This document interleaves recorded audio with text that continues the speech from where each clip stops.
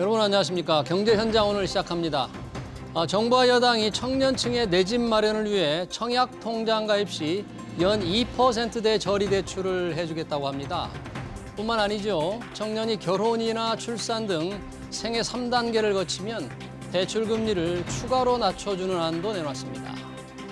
주거 안정과 저출산 문제를 한꺼번에 해결할 수 있는 보관이라는 평가도 있지만 다양한 이유로 결혼과 출산을 할 수 없는 청년들과 이미 집을 산 청년들, 더 나아가서 무주택 4050 세대와의 형평성 문제를 지적하는 목소리도 높습니다.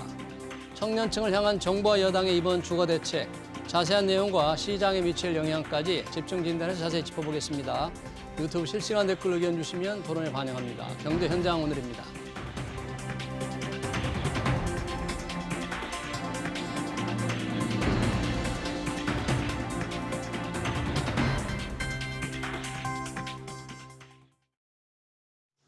네, 청년 전용 드림주택 통장 관련 토론하기 위해서 두 분 모셨습니다. 김준환 서울 디지털대 부동산학과 교수, 김인만 부동산경제연구소 김인만 소장 나오셨습니다. 어서 오세요. 안녕하세요. 반갑습니다. 자, 정부 여당이 청년들에게 손을 내밀었습니다. 새로운 청약 통장을 만들어서 가입한 사람한테 연 2%대 낮은 금리로 주택 구입 자금을 빌려주겠다. 연 2% 정말 파격적으로 낮은 건데 우선 어떤 내용인지 김인만 소장님, 우선 이 청년 전용 주택 드림 청약 통장이에요, 이름이? 네네. 우선 어떤 겁니까, 이 청약 통장이라는 게? 일단 타이틀을 보더라도 청년 내 집 마련 1, 2, 3이거든요. 1단계, 2단계, 3단계로 나눠지는데요. 총 3개 단계입니다. 네. 첫 번째 단계는 이제 준비를 해야겠죠. 준비를 어떻게 하냐면 기존에 이제 청약 통장이라는 게 있는데 새로운 청약 통장이 이제 등장을 합니다. 청년 주택 드림 통장이라는 게 있는데요. 금리가 무려 최대 4.5%나 됩니다. 현재 2.8% 정도. 그 청약 통장 금리, 예금 금리. 그렇죠? 예금 금리가 4.5%니까 일반적인 그냥 은행 가서 우리가 정기 예금을 해도 요즘 4%, 4.1% 정도 나오는데 4.5%니까 예금보다 높은 금리를 적용을 하고요. 월 납입 금액도 현재는 최대 50만 원까지인데 100만 원까지 늘려졌습니다. 그래서 많은 그냥 청약을 안 해도 통장 자체로만으로도 굉장히 가치가 있는 통장으로 보여지고요. 또 하나 이게 눈에 띄는 게 기존에 있는 분들은 뭐 우대형이라든지 하려고 해도 뭐가 걸리냐면 부모님하고 같이 살면 부모님이 집이 있으면 무주택 세대가 안 되거든요. 그래서 안 됐는데 이번에는 부모님이 집이 있어도 본인이, 청년 본인이 무주택자면 가입이 가능합니다. 세대주가 아니어도 괜찮다. 그렇죠. 본인이 얘기죠? 무주택자면 되고요. 연소득 5천만 원 이하면 만 39세에서 34세 정도의 청년들이라면 가입이 가능하기 때문에 제가 볼 때는 굉장히 좀 파격적이다라는 생각이 들고요. 이게 그러니까 현재 있는 청년 우대형 청약 통장보다 더 강한 조건이 훨씬 좋아지는 거죠. 조건이 훨씬 더 좋아지고요. 우대형 통장을 가지고 있는 분들은 자동 전환이 됩니다. 자동으로 네네. 돈 만들어도 되고. 네. 그리고 이제 2단계 집을 사야겠죠. 집을 살 때는 파격적으로 분양가의 80%까지 대출을 해주는데요. 대출 금리가 최저 2.2%. 최저 2.2%. 지금 한 4% 후반대, 5% 초반대 정도 나오거든요. 그러니까 절반 가격에 대출을 해주겠다. 그것도 분양가의 80%. 최장 80%. 40년간 해주고요. 3단계도 저는 3단계가 저는 굉장히 좀 마음에 드는데 3단계는 뭐예요? 금리를 깎아줍니다. 어떻게 깎아주냐면 결혼하면 일단 0.1%포인트 깎아주고요. 자녀를 출산하면 0.5%포인트. 첫 아이 낳으면 첫 아이 낳으면 0.5%포인트 깎아주고요. 둘째, 셋째를 놓으면 0.2%씩 추가로 더 할인을 해줍니다. 그러면 2.2%의 대출을 받아서 자녀 한 3명 정도 놓으면 거의 한 1.2% 정도 대출이 가능하기 때문에 뭐 3명까지 낳긴 그렇고 둘만 낳았다고 치면 몇 %까지 되는 거예요? 둘만 놓으면 일단 결혼을 해야 되겠죠. 그러면 0.8% 내려가니까요. 그러면 2.2에서 0.8%니까 1.4% 정도 금리로 내 집 마련을 할 수가 있습니다. 그렇군요. 그러니까 대출 금리를 추가로 깎아줘서 아마 최저 대출 금리가 있을 것 같은데 지금 정부는 뭐 1.5%라고 얘기하기도 하고요. 이런 조건 보니까 아까 이게 청년 기존에 갖고 있는 우대형 청약 통장은 따로 가입하지 않고 바로 전환이 된다 그런 얘기네요. 예, 바로 그 전환이 되는 걸로 알고 있고요. 다른 뭐 주택 종합 청약 통장은 뭐 전환이 안 되는 거로 이렇게 파악이 되고 있고요. 청년 우대형이 아닌 일반 통장 그런 얘기가 청년들이 없어요. 가지고 있는. 예. 왜냐하면 부모님들이 많이 들어줬거든요. 오래전에. 그렇죠. 예. 그거는 보통 부모님들이 오래전에 막 들어주는 경우가 있는데 이제 그 당시에 이제 처음에 청년 우대형 주택 청약 종합저축도 보면 처음 이제 이 청약저축을 드는 분들이 많았어요. 아니면 얼마 안 된 분들이 그냥 얼마 안 되니까 그 가입 기간이 얼마 안 되니까 해약하고 이걸 들었는데 가입 기간이 오래된 사람들은 그 당시에도 이제 청년 우대형 주택 청약 종합저축을 들지 않았죠. 그래서 이게 이제 이번에도 보면 이제 기존에 이제 들었던 사람 그리고 새로 가입한 사람들만 혜택을 받을 것 같은데 네. 지금 김 소장님 말씀하신 대로 정말 드림입니다, 드림. 드림.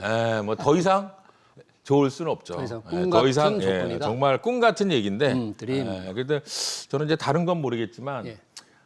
이번 정책에서 좋은 게 이제 결혼했을 때 대출금을 할인해 주는 거. 결혼했을 때 그다음에 할인해 주는 이제 거. 출산을 했을 때 할인해 주는 거. 요거는 굉장히 좋은 정책 같아요. 물론 이제 기존에 지금 이미 결혼을 해서 출산을 이미 하고 계신 분들에게는 굉장히 좀 역차별이라고 좀 서운해할 수도 있겠는데 지금 우리나라가 가장 지금 문제가 되는 게 저는 이 저출산 인구 감소인데 지금 0.7 몇 명대거든요. 그렇죠. 일본이 0.3 몇 명대인데 인구가 지금 그렇게 감소하고 있는데 우리나라가 1.3 일본이.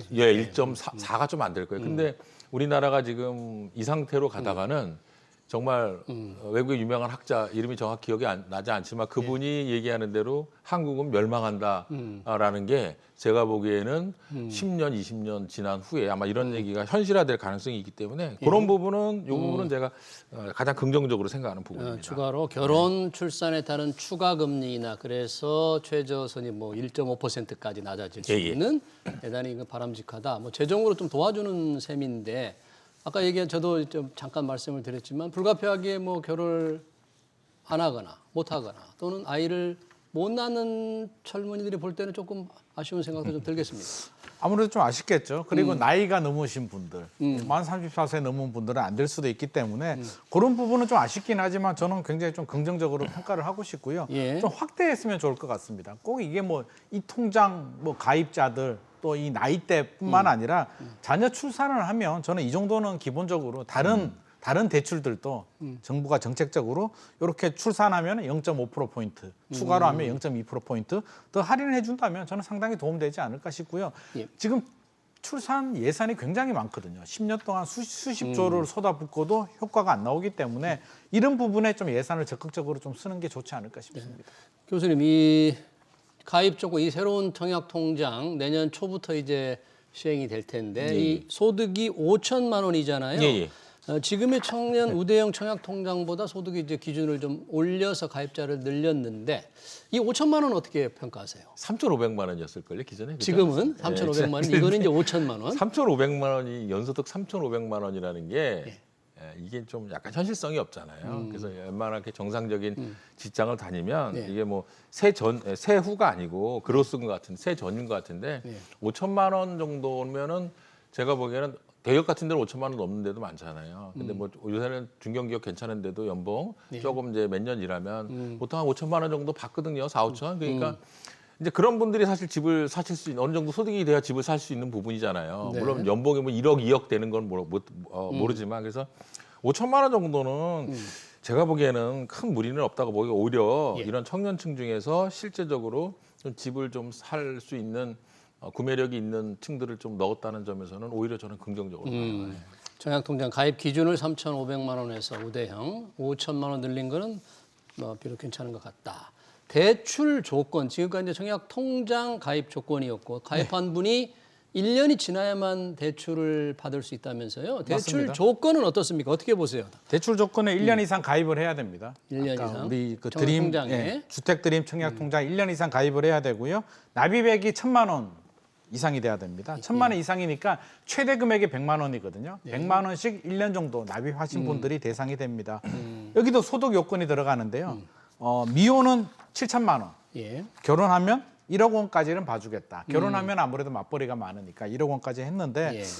결국에는 이게 5천만 원이거든요. 5천만 원, 5천만 원 두 분이 결혼하면 1억인데 우리 교수님께서 이제 긍정적으로 3,500에서 아까 우리 통장이 5,000으로 늘어났는데 그러네요. 저는 조금 더 늘려주면 좋을 것 같습니다. 이게 소득 요건을 좀 더 높여서 왜냐하면 많은 사람이 좀 대출 괜찮은 직장에 다니시는 분들, 뭐 대기업 다니시는 분들도 사실 예. 부자는 아니잖아요. 내 집 예. 마련은 충분히 이런 분들이 오히려 더 적극적으로 내 집 마련을 해야 되는데 이런 소득 기준에 막혀서 내 집 마련 못하게 하면 안 되니까 저는 뭐 여기서 조금 더 늘려줘도 괜찮겠다는 생각이 들고요. 예. 우리가 여기서 눈여겨봐야 되는 건 대상 주택이 있습니다. 다 대상 해주는 주택. 게 아니고요. 예. 분양가 6억 원 이하, 전용 면적 85제곱미터 이하. 그러니까 중소형 아파트에 6억 원 이하 아파트만 대상이 되니까 실질적으로 서울에 있는 아파트는 현실적으로 좀 어렵다고 보여집니다. 요게 문제로군요. 서울에 있는 6억 원 이하 아파트 찾기 굉장히 어렵고요. 굉장히 소형, 열 몇 평 정도 소형 아파트는 가능하겠으나 그렇지 않은 우리가 일반적으로 말하는 전용 59, 25평 이상 분양을 받는 새 아파트라면 서울에서 6억 원 이하는 사실상 없다. 결국에는 수도권 외곽 지역이나 지방이 주 타깃이 될 것 같습니다. 김 교수님 어떻게 보십니까? 지금 문제의 대상 주택이 분양가 6억 원 이하, 전용 면적 85제곱미터 이하로 정해지는 이 대상 주택의 요건은 어떻게? 이거는 이제 어떻게 보면 정부의 어떤 특별한 혜택을 받고 이렇게 하기 때문에 일단은 가격이 어느 정도 높거나 평형이 크면 안 된다 이렇게 제안을 했어요. 근데 6억을 따져 보면은 서울시 평균 분양가가 10억이 좀 넘거든요. 85제곱미터가. 85제곱미터. 그다음에 59제곱미터가 이제 8억이 넘어요. 수도권이 84제곱미터가 거의 한 8억에 가깝고 네. 59제곱미터가 6억이 좀 안 됩니다. 그러니까 실제적으로 김 소장님 말씀하신 대로 수도권의 평균 가격이 6억이 안 되니까 59제곱미터가 실제로 59제곱미터 이하. 그러니까 여기서는 이 청약 통장을 가지고 당첨이 돼야 되는데 당첨이 되기 위해서는 공공분양주택, 민간 분양주택이란 말이에요. 근데 공공분양주택은 제가 보기에는 서울 수도권에 6억 이하의 아파트들이 꽤 있을 거예요. 공공분양은 근데 물량이 워낙 작기 때문에 공공분양은 예, 가능하지만 실제적으로 워낙 뭐 작다. 거의 로또 수준입니다. 그래서 그 확률로 볼 때는 굉장히 낮고 물량도 적기 때문에 어떤 시장에 미치는 파급 효과라든가 우리 젊은 청년층들이 누릴 혜택은 적고 대신 이제 그러면 민간 분양주택을 청약을 해야 되는데 아까 말씀드린 대로 그 평균 분양가를 생각을 할 때 이 6억 이하 아파트 민간 분양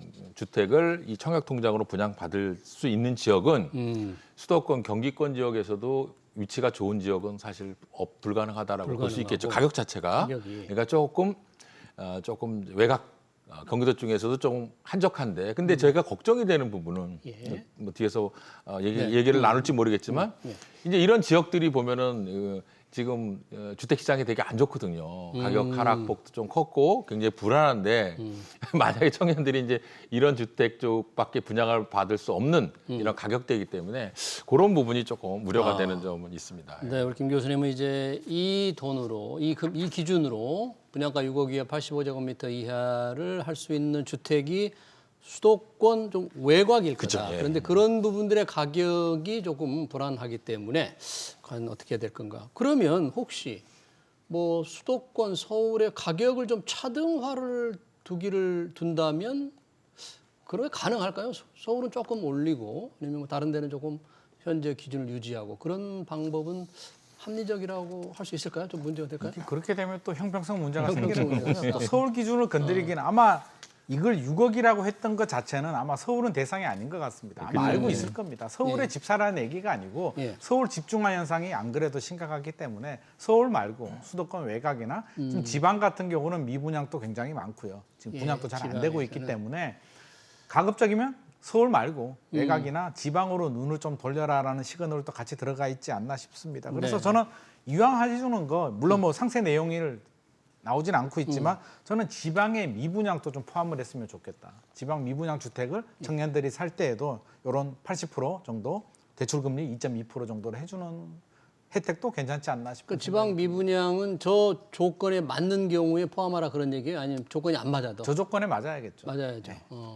죄송한데 저는 되게 반대하는 게 미분양 주택은 포함하지 않았으면 좋겠어요. 왜냐하면 왜요? 미분양 주택이라는 것은 실제적으로 지금 수요도 적고 상대적으로 또 향후 가격이 더 하락할 때 가격 하락폭이 클 수 있는 위험한 지역이거든요. 그래서 제가 보기엔 미분양 단지에 대한 거에 대해서 이 지금 청년 주택 드림 대출을 적용하는 거는 좀 특히 지방 이런 데는 좀 조심스럽게 접근해야 되지 않나 생각이 들어요. 지방의 네. 미분양에 이걸 적용할지 여부는 좀 상당히 조심스럽게 좀 접근할 의견이 필요가 서로 있다. 다른 생각인데 현재 이 청약 통장 지금 새로운 청약 통장을 내는 거잖아요. 네네. 최근에 뭐 청약 통장 인기가 좀 시들해서 해지자도 좀 많다 이런 보도가 전해지고 있잖아요. 어떻습니까 지금 청약 통장 현황이? 해지자가 굉장히 많습니다. 현재 우리 10월 기준이죠. 청약 통장 가입자 수가 2,575만 명인데요. 예. 1년 전 작년 6월, 7월 기준에서 보면 140만 명이 이탈했습니다. 그러니까 굉장히 많은 분들이 이탈을 했는데 제가 볼 때는 주로 청년들이 많이 이탈을 한 것 같습니다. 청년들 입장에서 생각해 보면은요. 최근 주택 시장 분위기가 살짝 꺾였고 옥석 가리기 들어갔죠. 아무데나 다 청약을 하면 안 됩니다. 좋은 거 위주로 똘똘한 지역, 똘똘한 한 채 위주로 들어가야 되는데 그러다 보니 좋은 지역은 경쟁률이 굉장히 높아요. 그렇죠. 분양가 상한제가 적용이 되거나 니홈이라든지 공공분양 같은 경우는 경쟁률이 높은데 청년들은 자격 요건이 되지 않습니다. 민영주택들 같은 경우는 가점제가 적용이 되는데요. 무주택 기간 자체가 안 됩니다. 만 30세부터 인정이 되는데 30세가 안 되거나 30세가 되더라도 점수 자체가 안 나오고요. 공공분양 같은 경우는 납입 금액으로 결정하는데 한 달에 10만 원씩 인정이 되거든요. 그러면 20년 정도 납입하신 분들이 점수가 높게 나오는데 청년들은 공공도 안 되고 민영도 안 됩니다. 그러니까 어차피 나는 안 되는 거 그냥 포기해버릴래, 해지해버리고 그 돈을 다른 목적으로 쓰겠다라는 목적에서 많이 해지를 합니다. 그래서 140명 정도, 140만 명 정도 이탈을 했는데 제가 볼 때는 이번에 이제 청년 드림 이 통장이 나오게 되면 그 이탈한 140만 명 중에 일정 부분은 다시 또 가입을 하지 않을까 또 살짝 기대도 됩니다. 아무래도 분양가도 워낙 높아서 분양가도 높죠. 청약 통장 인기가 좀 시들어진 것 그런 그렇죠. 것도 아무래도 있는 거죠. 한 2년 전만 하더라도 뭐 당첨만 되면 어떻게든 프리미엄이 붙었는데 지금 그런 분위기도 아니고요. 진짜 좋은 거 위주로 들어가야 되는데 현재 좋은 물량들이 그렇게 많이 나오지는 않습니다. 자, 이 청년 주택 드림 통장 그리고 관련 대출 조건은 정말 환상적이라고 볼 수 있는데 여튼 돈을 빌려주는 거잖아요, 교수님. 그렇죠. 예. 돈을 빌려서 청년들이여 집을 사라 이런 건데 자, 지금 주택 가격 동향 볼 때 그리고 가계 대출 문제 이런 걸 볼 때 과연 이런 정책 어떻게 평가를 해야 됩니까, 이거는? 사실 지금 주택 시장이 지금 전문가분들한테 여쭤봐도 확실히 이게 오를 거다, 확실히 떨어질 거다라고 다들 얘기를 못 하고 있는 상황이에요. 근데 이제 전체적으로 봤을 때 우리가 이제 고점 대비로 단기간에 급락을 하다가 다시 이제 또 단기간에 어느 정도 회복을 했는데 이게 이제 우리가 금리가 이제 대출 금리가 올랐는데 이것이 이제 금방 떨어질 것 같았는데 뭐 올해 초에 떨어질 거라 막 이런 전망을 했는데 이제 내년 말이다 이렇게 얘기를 하다 보니까 결국 시장에 영향을 미쳐서 지금 내년에는 전 개인적으로 주택 시장이 가격이 좀 강세보다는 약세로 좀 전환될 것 같으면 지역에 따라서는 하락이 진행되는 지역이 좀 늘어날 거라고 보는데 그러니까 문제는 이제 저는 이제 사실 저도 좀 젊은 아들이 있는데 이제 아들들 보는 이제 마음이 있는 거예요. 만약에 이거를 80%까지 대출을 받아서 80% 대출을 받아서 만약에 여기 보니까 3억 대 좀 넘는 거를 그 대출을 받으면 월 한 90만 원 이상 6억짜리 집을 사면은 한 130만 원 이상 매월 돈을 은행에 내야 된단 말이에요. 대출 기간을 좀 길게 잡아도 지금 40년짜리니까. 40년 잡아도 그렇게 원리금을 상환해야 되니까 실제로 젊은 분들이 급여가 소득을 공제하면은 월 진짜 300 넘는 분들이 많지 않을 거거든요. 연봉이 이제 5천만 원이면은 제가 보기에는 세금 다 공제하고 뭐 공제하면 300이 안 될 거란 말이에요. 그럼 거기에 한 뭐 절반 가까운 돈을 원리금 상환으로 하고 나머지 한 100에서 150만 원 정도 남으면 그 이분들이 진짜 도대체 어떻게 살아갈 수 있을까라는 생각이에요. 그래서 만약에 여기다가 이제 집값이 계속 오르면 어떻게든 버티겠는데 집값이 어느 정도 이걸 받고 나서 집값이 좀 하락 국면으로 접어든다거나 이렇게 하면은 잘못하면 이 젊은 청년층 중에서 이런 정부의 이런 드림 같은 조건에서 혜택을 받았다고 생각했는데 결과적으로 시장의 변화에 따라서 정말 굉장히 안 좋은 고통스러운 그렇죠 고통스러운 이런 결과를 낳을 수도 있다는 점이 약간 좀 지금은 좀 조심스럽습니다. 그러니까 정책이 조금 뭐 성급하다고 보시는 성급하다고 거예요? 보지는 성급은 않습니다. 아닌데 그런 지금 상황이 생길 그렇죠. 수 있다. 80%까지 대출을 해준다는 거. 그리고 이제 지금 대출을 해줘서 이것을 이제 저리로 해준다는 거. 이게 이제 이렇게 보면은 아마 이것을 받지 않겠다고 하는 내가 보기에는 대상자는 없거든요. 그러니까 너도 나도 이제 뛰어드는데 이제 그것이 조금 어느 정도 여유가 있는 분은 괜찮은데 정말 딱 그 소득이 이렇게 낮은 분들이 이걸 만약에 딱 덜컹 당첨이 됐을 때 그 사후의 문제들이 이제 어려질 수 있다는 거죠. 그러네요. 김 교수님 보기에는 이제 뭐 3억 조금 넘게 대출을 장기로 빌렸을 경우에 아무리 연 2.2% 하더라도 돈 100만 원 가까이 내니까요. 100만 원 이상 매월 원리금을 갚아내야 된다는 젊은이들 얼마나 부담되겠느냐. 그럴 때 집값마저 만약에 떨어진다면 참 고통스러울 것이다. 고통스럽죠. 예. 우리 소장님은 어떻게 보십니까? 이런 정책적 필요성.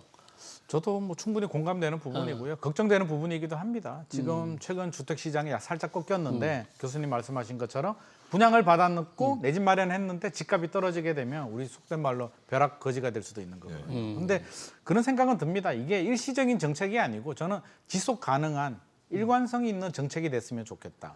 우리 이게 추산 문제도 1년, 2년 만에 해결될 문제는 아니잖아요. 그렇다면 앞으로도 꼭 청년뿐만 아니라 저는 대상 범위도 생애 최초로 좀 늘렸으면 좋을 것 같고요. 생애 최초로 주택을 사시는 분들은 고정금리로 한 2.2% 아니면 시중금리의 절반 정도로 해서 이렇게 좀 만기 일시 상환, 이자만 낼 수 있도록 이런 대책을 좀 해준다면 예를 들어서 그런 거죠. 지금 집값이 꺾이면 지금 안 사도 돼. 1년, 2년, 3년 후에 내가 필요할 때 사도 된다라는 그런 정책을 좀 만들어준다면 이번 정책이 당장 뭐 1년, 2년, 2025년만 뭐 해야 돼 이러면 마음이 초조할 수는 있는데 지속 가능하게 해준다면 저는 생애 최초 무주택자들이라면 편안한 마음에 내가 판단해서 내가 지금 필요하다면 할 수도 있는 거고요. 나 3년 후에 할래라고 하면 3년 후에 이런 정책을 활용해도 되기 때문에 좀 지속 가능하게 좀 해주면 좋을 것 같습니다. 그러니까 이런 조건을 이제 생애 첫 주택 구입하는 분들한테까지 조금 확대했으면 좋겠다. 네네.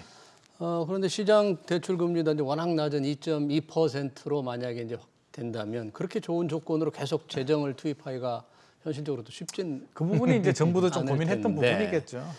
이런 정책, 집값이 어떻게 될지 모르지만 그래도 청년들이 정말 이 주거 문제 때문에, 주거의 걱정 때문에 출산을 꺼리는 분들도 많고 집을 사지 못할 것이라는 어떤 공포감에 이 젊은이들이 가지고 있잖아요. 그런 걸 생각하면 필요하지 않겠습니까? 이런 게? 그러니까 지금 청년들은 이제 두 가지 공포심이 있죠. 하나는 내가 뭐 집을 도저히 뭐 구할 수 없어서 내가 이제 정말 이대로 가다가 오르는 집값에 이제 이 거지가 될 수 있다는 거, 내가 뒤처진다는 의미 하나.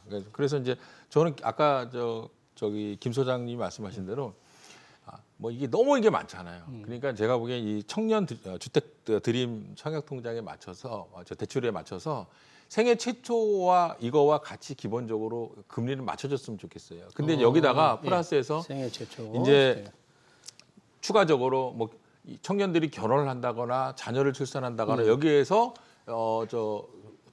추가 금리를 줘서 정말 결혼을 하면 금리를 뭐 1% 낮춰주고 결혼해서 자녀를 낳는다, 2자녀를 낳는다, 세 자녀를 낳는다 그러면 금리를 정말 정책적으로 낮춰줘서 뭐 1%대까지 줘도 된다고 생각해요. 만약에 청년이 이제 결혼을 해서 여기 청약통장을 버가지고 가격적으로 낮춰라. 자녀가 뭐 3자녀다 그러면 거의 그냥 그 대출 금리의 어떤 그 두려움 없이 어떤 거의 무이자로 집을 살 수 있게끔 이게 도와주는 정책도 필요하다고 생각을 해요.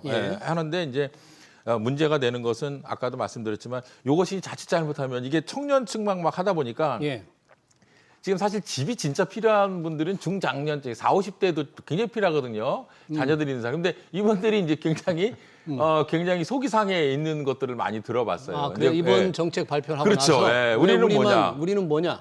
근데 실제로 이게 특공이 아니면 이 지금 청년들이 말씀하신 대로 공공주택이나 조건이 좋은 뭐 민간 분양주택은 가점이 안 돼서 당첨될 확률이 사실 굉장히 낮아요. 그러니까 이게 어떻게 보면은 확률적으로 따지면 굉장히 낮지만 좀 좋은 정책이라고 생각을 하기 때문에 이제 그런 부분에 대해서 저희가 이제 좀 이런 중년층인 이제 40, 50대와 청년층과 너무 이렇게 벌리지 말고 좀 기본을 맞춰주고 그다음에 이제 새로 출발하는 청년층에게 결혼 그다음에 자녀를 출산할 때 뭔가 혜택을 주고 자녀를 이제 낳으면 내가 자녀에 대한 여러 가지 비용이 들어가면 그 비용만큼 대출 이자는 안 내도 돼. 이런 정도의 과감한 정책을 펴야만 우리 청년들이 좀 어느 정도 결혼하고 그다음에 집도 사고 또 하나는 이제 이원화된 트랙인데 하나는 대신 이제 또 이렇게 여유가 안 되는 사람도 있어요. 소득이 안 되면 그런 분들에게는 그러니까 우리가 이제 평생 집을 다 갖고 있다고 생각을 하는데 실제로 일본도 그렇지만 우리도 전 국민의 100명 중에 60명만 자기 집이고 서울은 100명 중에 40명 좀 넘습니다. 일본도 그래요. 더 이상 늘진 않아요. 그러니까 집을 안 가지고 있는 평생 안 가지는 사람이 절반 거의 가까이 된다고 보시면 되거든요. 그러니까 그런 분들을 위해서 젊은 층들을 위해서는 공공임대주택을 좀 좋은 거를 해서 결혼하면 입주를 해서 거기서 자녀를 낳아서 키울 수 있는 이러한 정책도 투트랙으로 좀 가져가줬으면 하는 생각입니다. 김 교수님 말씀대로 생애 첫 주택 그러니까 무주택 4050 세대들의 좀 뿔나 있다고 그러셨잖아요. 이 정책. 뿔났다고는 얘기 안 하고 좀 서운해하고 계세요. 서운해하고 있는데 그분들에게까지 이런 좋은 조건을 그렇죠. 좀 적용하자는 게 아까 그 생애 첫 주택이 네, 마찬가지잖아요. 그게 상당히 맞습니다. 이슈가 되겠어요. 맞습니다. 이게 뭐 사실 이게 갈라치기잖아요. 세대 갈라치기인데 아니 만 34세가 그럼 35세는 왜 안 되고 그러니까요. 33세는 되고 하는 게 억울하기 때문에 저는 나이로 하지 말고 생애 최초 처음으로 집 사는 생애 사람한테는 최초. 이런 혜택을 주는 게 좋겠다는 입장입니다. 이런 청년 주택 드림 대출 청약 통장의 조건을 생애 첫 주택자로 조금 확산하라. 저희 시청자들은 그런 얘기를 했네요. 청년들한테 아파트보다는 일자리가 더 필요하지 않나. 왜 겁분킨 아파트를 자꾸 말이 꼬이네요. 저리로 대출해 준다고 청년들을 왜 지금 굳이 아파트를 사라는 정책을 펴느냐. 이런 지적도. 그래서 제가 아까 말씀을 못 드렸는데 자칫 잘못하면은 이것이 이제 야 집을 80%를 뭐 2%로 대출해 준대. 야, 이제 무조건 사야 집을 되겠다. 사야 되겠다. 자세한 내용은 모르고 그러다 보면은 이제 어떻게 보면 우리 젊은 층들이 야, 이게 이제 대출 받아서 빚내서 집 사라, 뭐 투기해라 이런 식으로 메시지를 전달할 우려도 있다는 얘기입니다. 그 시청자분이. 그래서 물론 일자리도 중요하고 일자리와 집 문제는 또 별도거든요. 예, 주택하고 일자리하고 좀 별도의 문제니까 일자리대로 또 정책을 추진하고 주택 문제는 우리가 이제 이런 이번과 같은 이런 그 젊은층들을 위한 이런 과감한 정책들, 새로운 정책들을 조금씩 펴나갈 필요는 있다고 봐요. 예. 이번 정부가 이걸 대책을 발표하면서도 주변 시세 70% 수준에 공급하는 공공분양주택 뉴홈 이걸 대폭 늘린다고 하는데 이건 어떤 정책이에요? 뉴홈이라는 게 뭐예요? 뉴홈이라면 특별한 주택은 아니고요. 윤석열 정부 공공분양 브랜드입니다. 기존에도 이제 공공분양 우리 많이 하고 있었잖아요. 많이 하는데 뉴홈이라는 브랜드를 만들었고요. 뉴홈에는 이제 세 가지 유형이 나옵니다. 나눔형이라고 해서 주변 시세의 70% 정도 굉장히 저렴하게 분양을 하는 대신에 시세 차익도 70%만 보장해주는 상품이 있고요. 일반형이라고 해서 기존처럼 한 80% 정도 저렴하게 그리고 선택형이라고 해서 6년 정도 살아보고 선택할 수 있는 이 세 가지 유형이 있는데 반응이 좋았습니다. 올해도 벌써 1차, 2차 했고요. 이제 12월에 또 한 번 나오거든요. 예. 청약 경쟁률이 굉장히 잘 나옵니다. 잘 나올 수밖에 없는 게 입지가 굉장히 좋고요. 여기는 3기 신도시, 3기 신도시 포함해서 서울 가까운 곳. 이번 12월에 나오는 곳들은 아마 서울에도 그 마곡 택시 차고지하고 한강 이남이 포함되어 있기 때문에 입지 좋고 분양가 경쟁력이 있기 때문에 많은 분들이 몰리는데 아쉽게도 당첨되기가 하늘의 별 따기입니다. 기본 몇십 대 1에서 몇백 대 1까지 나오기 때문에 교수님 말씀하신 것처럼 아무리 좋으면 뭐하냐 당첨 안 되는데 이런 불만의 목소리들이 있기 때문에 정부에서 물량 자체를 늘린다는 거고요. 여기가 이제 사전 청약입니다. 본 청약이 뭐 2026년, 2027년에 한다면 미리 당첨권을 주는 거거든요. 저는 이것도 좋은 제도라고 생각합니다. 심리적인 안정이 되고요. 그동안 내가 돈을 마련해서 본 청약할 때 계약금을 내면 되기 때문에 돈이 없는 분들도 사전 청약은 할 수가 있거든요. 그래서 물량 자체를 늘리는 거는 저는 좀 굉장히 바람직하다. 그래서 네, 이런 패키지가 묶여서 우리 청년들한테 희망을 주는 거는 좋은데 교수님 말씀하신 것처럼 지금 안 하면 안 돼. 이런 그 빚내서 집 사라는 그 과도한 흥분감을 줄 수 있는 정책은 좀 주의가 필요할 것 같습니다. 뉴홈은 이게 34만 호로 늘린다는 건 좀 현실성은 있습니까? 이렇게 공급 확대한다는 게? 뭐 방송에서 이렇게 단언하기는 좀 그런데 불가능하죠. 불가능해요. 이거는 이제 어느 정부나 이게 목표액이 있지만 그거를 하기는 불가능하고 이제 34만 호라는 것이 이제 이 뉴홈이라는 이런 유형의 주택을 우리가 필요하니까 이렇게 공급하겠다라는 거고 사실 이거는 지금 제가 보기에는 다음 정권에서도 이 34만 원 채우기가 어려울 것 같습니다. 그래서 아까 그러니까 말씀하셨듯이 네. 이제 우리가 뭐 3, 4년 후에 그 청약할 주택을 미리 사전으로 땡겨서 청약을 받는데도 막 몇백 대 1이 나오는 상황입니다. 그러니까 유홈이라는 자체가 얼마나 좋은 주택이고 얼마 아파트고 청년들이 좋아하는 아파트지만 가장 중요한 것은 물량이 부족하다는 겁니다. 그래서 이걸 어떻게 해결할지 고민해봐야 될 것 같습니다. 네, 잘 알겠습니다. 청년 주택 드림 청약 통장과 연 2%대의 대출 관련 토론 여기서 마치도록 하겠습니다. 지금 김준환 서울 디지털대 부동산학과 교수, 김인만 부동산경제연구소 김인만 소장이었습니다. 너무 고맙습니다.